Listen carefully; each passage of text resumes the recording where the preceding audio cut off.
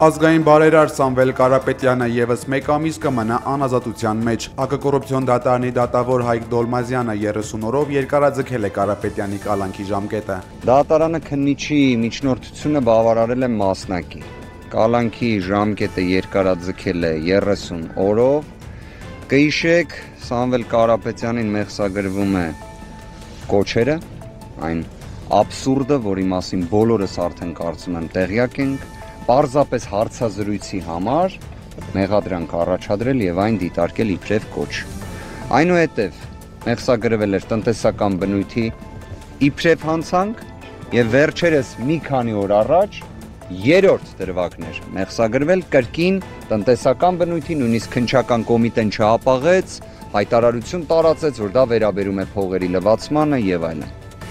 Մենք փաստաբանական թիմով հայտարարություն էինք տարածել, որ թե երկրորդ դրվագը, թե երրորդ, թե բնականաբար առաջինը ակնհայտ անհիմն են։ Դատարանը այսօր արձանագրեց, որ թե երկրորդ դրվագը, թե երրորդը, այսինքն նորը եւ նախկինը պայմանականորեն երկուսն էլ նույնիսկ հիմնավոր կասկածի շեմը չեն հաղթահարում։ Իսկ ինչ վերաբերում է կոչերին, պատկերացումը կարծես այնպիսինն է, որ այս մեկ ամիսը երկարաձգվում է մեկ տրամաբանությամբ կամ ավարտեք գործը ուղարկեք դատարան, կամ ընդհանրապես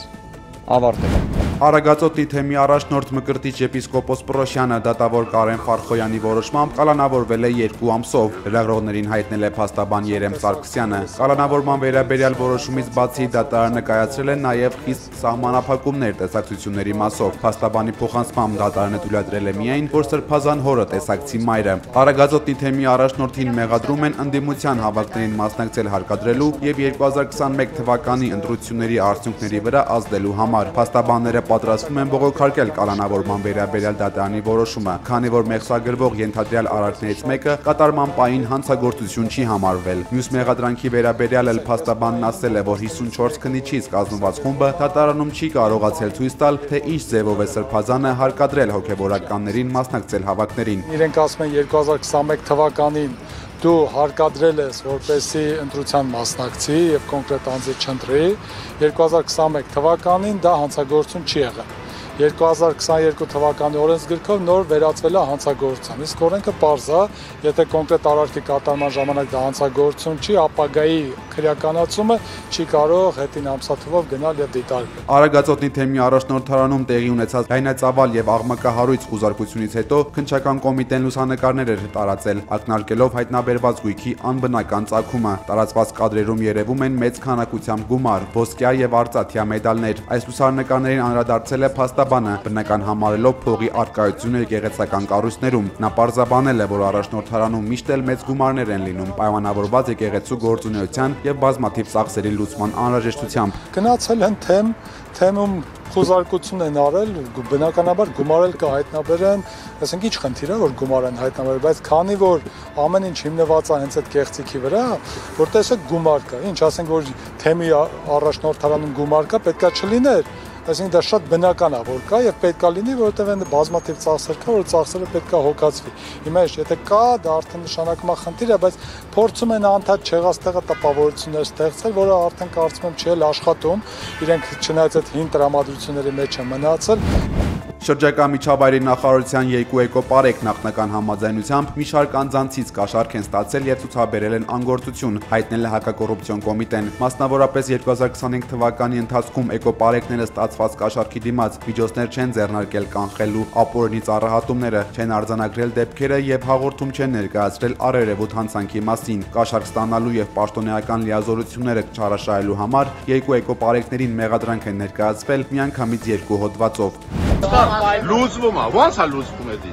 Չի լուծվել։ Բեռնափոխադրող ընկերությունների տասնյակ բողոքավոր վարորդներ այսօր կրկին հավաքվել են կառավարության դիմաց, պահանջելով գործադիրի անհապաղ միջամտությունը։ Ակցիայի պատճառը Ռուսաստանի միգրացիոն օրենսդրության վերջին փոփոխություններն են, որոնք գրեթե անհնար են դարձնում դաշնությունում հայ վարորդների աշխատանքը։ Ու եթե կառավարությունը միջոցներ չձեռնարկի, գործնականում փակվելու վտանգի առաջ է կանգնում բեռնափոխադրումների ոլորտը եւ հազարավոր ընտանիքներ զրկվում են եկամտից։ Մինչ կառավարության նիստի սկսվել է, վարորդների հետ կարճ հանդիպում է ունեցել էկոնոմիկայի նախարար Գևորգ Պապոյանը։ Նախարարը փորձել է մեղմել լարվածությունը, հայտարարելով, որ կառավարությունը ամենաբարձր մակարդակով զբաղվում է խնդրի լուծմամբ։ Պապոյանը հույս է տվել, որ հարցը շուտով կկարգավորվի, սակայն հստակ ժամկետներ չի նշել։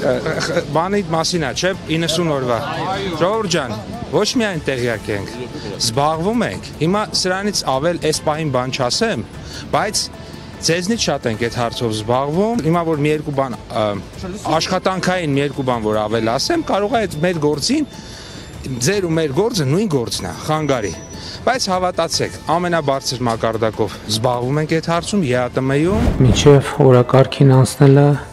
Հայաստանի վարչապետն ու նրա կաբինետի անդամները կառավարության այսօրվա նիստին մասնակցել են սպիտակ ժապավենները կրծքավանդակներին ամրացված։ Առողջապահության նախարարն է բացատրել, որ հոկտեմբերը կրծքագեղձի քաղցկեղի իրազեկման ամիս է։ Նիկոլ Փաշինյանը կոչ է արել կանանց պարբերաբար անցնել կրծքագեղձի հետազոտություն, կարևորելով հիվանդության վաղ հայտնաբերումը։ Փաշինյանի խոսքով Հայաստանում կրծքագեղձի քաղցկեղը ամենատարածված ձևերից մեկն է եւ պետությունը պետք է ստեղծի համապատասխան հանրային միջավայր, մեջբերում քաջալերելու կանանց, որ հաճախակի անցնեն հետազոտություններ։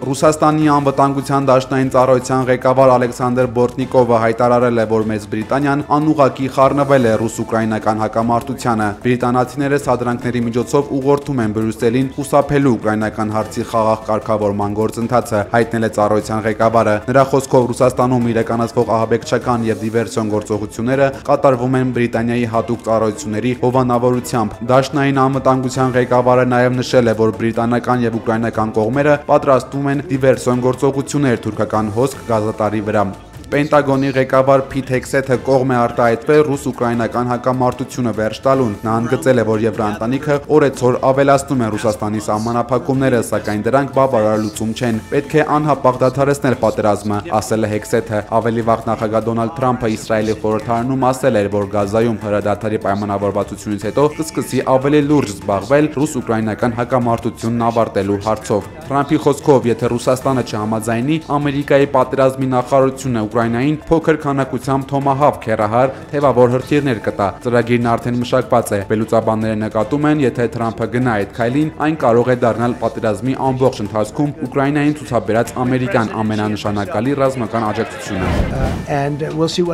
ԱՄՆ նախագահ Դոնալդ Թրամփը հայտարարել է, որ երկիրը առևտրային պատերազմի մեջ է Չինաստանի հետ։ Թրամփը Չինաստանից ներմուծվող ապրանքների համար սահմանել է 100% մաքսատուրք։ ԱՄՆ ղեկավարը իր ելույթում շեշտել է, որ Վաշինգտոնը մտադիր է աշխարհով մեկ մեծացնել ռազմական, քաղաքական եւ տնտեսական ճնշումները։ Նախորդ օրը ԱՄՆ-ի եւ Արգենտինայի նախագահների հանդիպան ընթացքում Թրամփը գործընկերոջը հորդորել էր շատ գործարքներ չանել Պեկինի հետ։ Չինաստան-ԱՄՆ հարաբերությունները սրված էին նաեւ Թրամփի առաջին նախագահության տարիներին։ Այդ ժամանակ նա նույնպես ավելացրել էր մաքսատուրքերը։ Չինաստանը ինչպես նախորդ անգամ, այս անգամ եւս պատասխանել է հայելային ձևով։